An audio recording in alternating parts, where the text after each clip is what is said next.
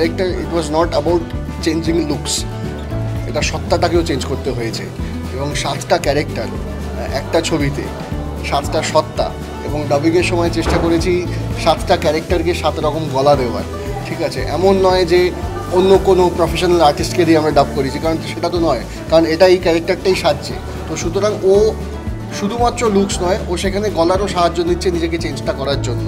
তো সুতরাং সেই যে গলাগুলোকে সেখানে দাঁড়িয়ে থেকে ডিসিশন নেওয়া, তো ওভারঅল মানে টিল পোস্ট, মানে since the very first day of shoot, যবে থেকে স্ক্রিপ্টটা হাতে পাওয়া টিল ডাবিং অবধি আমার বলা যেতে পারে, এখনও তো টেনশন চলছে, বাট ক্রিয়েটিভ পার্ট হিসেবে যতক্ষণ ডাবিং অবধি আমার দায়িত্ব ছিল, তো ততক্ষণ কিন্তু পুরোটাই টেনশনের ছিল। এবং যাতে প্রত্যেকটা লুকসকে জাস্টিফাই করতে পারি, যাতে প্রত্যেকটা লুকসের গ্রহণযোগ্যতা থাকে, এমন নয় যে শুধুমাত্র এরকম একটা বাজে হলো সেটা যেন কেউ যেন বলতে না পারে। এবং এত টাফ প্রত্যেকটা ক্যারেক্টার, সত্যিই খুব একটা মানে টাফ টাইমের মধ্যে দিয়েই গেছে। অ্যাকচুয়ালি এই ক্যারেক্টারগুলো ক্রিয়েট করার পেছনে অনেক খাটনি আছে সবার, মানে যেরকম আমাদের লুক ক্রিয়েট করার পেছনে সোমনাথদার একটা বড় খাটনি আছে, আমার যিনি মেকআপ করেছিলেন বরুণ দা তার একটা বড় খাটনি আছে, আমাদের হেয়ার ড্রেসার বিনাদির একটা বড় খাটনি আছে। সবথেকে বড় কথা আমাদের সবার, মানে আমার এবং বিট্টুদা দুজনেরই আমাদের কস্টিউম যিনি করেছিলেন অয়ন দা, তারও একটা বড় খাটনি আছে। সো আমরা সবাই মিলে এই লুকটাকে ক্রিয়েট করেছি, কারণ লুকগুলোই এরকম, যতক্ষণ না আমি পার্সোনাল, আমি আমার ফিলিং থেকে বলছি যে আমি যতক্ষণ না আয়নাতে নিজেকে না সেভাবে দেখতে পাচ্ছিলাম, ততক্ষণ আমি ক্যারেক্টারটা ফিল করতে পারছিলাম না।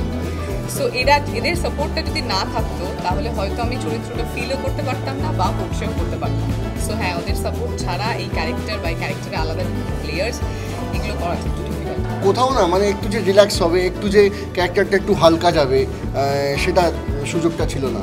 প্রত্যেকটা ক্যারেক্টার খুব ইন্টেন্স ছিল, প্রত্যেকটা ক্যারেক্টার চূড়ান্তভাবে মানে ইন্টেন্স বলবো, ঠিক আছে, intense is the proper word.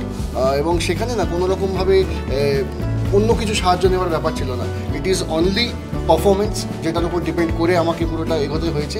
এবং একটা ক্যারেক্টারকে যেন প্রত্যেকটা মানে একদম গায়ে লোম খাড়া করে দিতে পারে, স্পাইন চিলিং যেটা বলা যেতে পারে। তো সুতরাং সেই রকমভাবে চেষ্টা করেছি পোর্ট্রে করার ইচ অ্যান্ড এভরি ক্যারেক্টারসগুলোকে।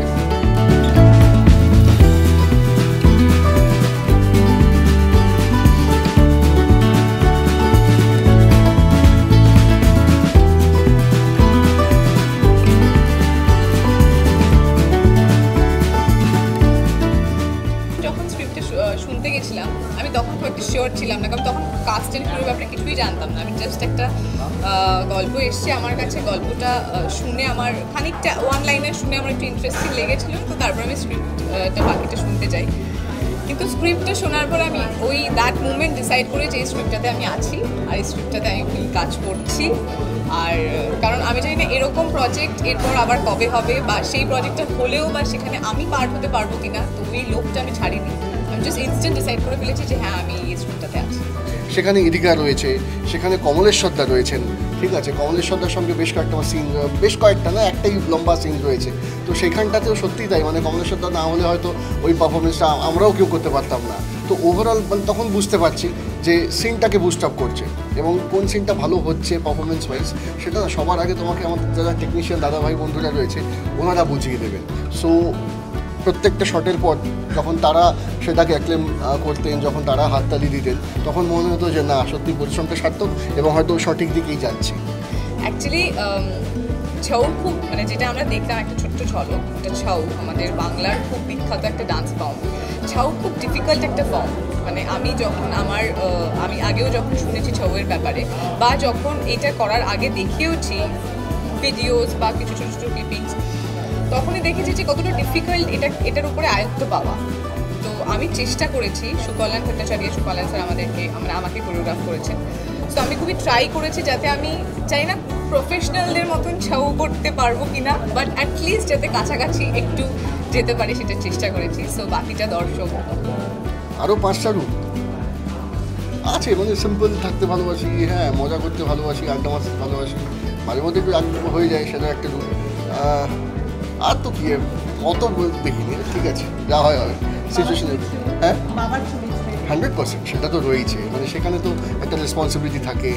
বাট আমি ওই বাবা মানে সেই গুরু গম্ভীর বাবা হতে চাই না কখনো, আমি চাই ওদের বেস্ট ফ্রেন্ড হিসেবে, এবং সেটাই বলা হয়েছে যে I am your best buddy, best friend. তো সুতরাং সেইভাবে চলো আমরা থাকবো। তো তো সুতরাং ওদের যা কিছু আবদার থেকে বলো, রাগ বলো, সবটাই আমার সঙ্গে ওদের দেখানো। খুবই খুবই ভালো এক্সপিরিয়েন্স, কারণ আমরা জানি যে শোভনদা খুব ভালো একজন অভিনেতা, তার পাশাপাশি খুব ভালো একজন মানুষও। সো যখনই আমরা আর এই পুরোটাতে মানে পুরো জার্নিটাতে অনেক কাজ বা অনেক টাফ একটা কাজ অ্যাকচুয়ালি, সো সেখানে কো অ্যাক্টরের কোঅপারেটিভ হওয়াটা খুবই ইম্পর্টেন্ট ছিল আমাদের কাছে, আমার কাছে অ্যাটলিস্ট। সেখানে আমার জাস্ট এখানে করা এটা দ্বিতীয় ছবি, সো আমি তার মধ্যে বিদ্যুতার মতন একজন ভালো অভিনেতা যেখানে এত লেয়ার্স চেয়ে পেয়েছে কাজটা করার জন্য। সো আমি জানতাম যে বিদ্যুৎ অলরেডি ফাটিয়ে দেবে কাজটা। সো আমি খুবই পাশে দাঁড়িয়ে খুবই ভাবতাম যে যাতে আমি কিছুটা হলেও ভালো করতে পারি বা অ্যাটলিস্ট কিছুটা হলেও সামনাসামনি যেতে পারি, যাতে একদম দর্শকের না মনে হয় ও তো কিছুই পারছে না।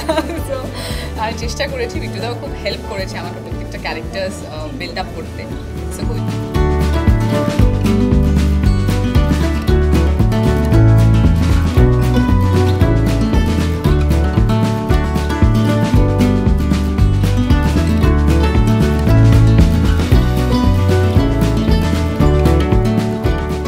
ভালোভাবে হচ্ছে, কেননা পোস্টার লঞ্চের দিন তো আমিই চমকে গিয়েছিলাম। লাইভ পোস্টার লঞ্চ আমি দেখিনি এরকম কখনো। আর আজকে ট্রেলারটা দেখেও আমার বেশ কৌতূহল জেগেছে মনে। আমিও গোটা ছবিটা দেখিনি শুরু থেকে শেষ পর্যন্ত। আমার তো চরিত্রটাই একটি ক্যামিও, মানে চোখের পলকে শেষ হয়ে যাবে। কিন্তু আমি ভাবনায় ছিলাম যখন আমার কাছে এলো চরিত্রটা, যে আমাকে বলা হয়েছে যে এর পরের যে অংশ দ্বিতীয় ভাগ ছবি, সেখানে আমার চরিত্রটা ঠিক কীভাবে শুরু হচ্ছে সেটা আমার দারুণ লেগেছিল শুনে, এবং গোটা যে বিস্তার চরিত্রে সেটাও দারুণ লেগেছিল। কিন্তু সেই কথা ভেবে কি এই ছবিটা করা যায়? পার্ট 2 এর কথা ভেবে কি পার্ট 1 করা যায়? যায় না। পার্ট 1-এ যে ক্যামিওটি রয়েছে তার স্ক্রিপ্টটা কেমন, সেই চিত্রনাট্যটি যখন আমি পড়লাম, আমি কিন্তু ভাবিনি তার আগে, আমি নিশ্চিত ছিলাম যে আমি নাই বলে দেবো, কিন্তু পড়ে আমার সত্যিই মনে হয়েছে যে এত সুন্দর লেখা, এত সুন্দর লেখা। সাইকিয়াট্রিস্টের চরিত্র খুবই ভেবে চিন্তে পড়াশোনা করে লিখতে হবে, এত পড়াশোনা করে লেখা একটি সিন। আমার অভিনেতার সত্তাটা বলছিল যে হ্যাঁ আমার অভিনয় করতে ইচ্ছে করছে এই সিন, সেই জন্য করলাম।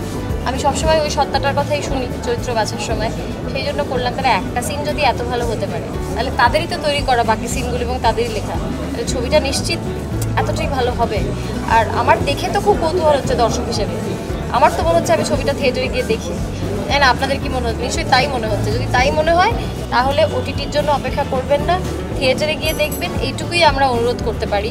তারপর ভালো লাগলে বলবেন, মন্দ লাগলে বলবেন।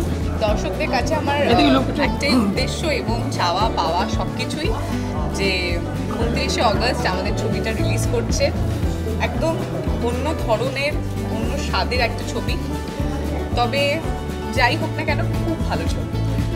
সো আমার সকলের কাছে অনুরোধ যে আপনারা সবাই 29শে অগস্ট এবং তারপরে যেদিন আপনাদের ইচ্ছে হবে আপনারা অবশ্যই সিনেমা হলে আসুন, দেখুন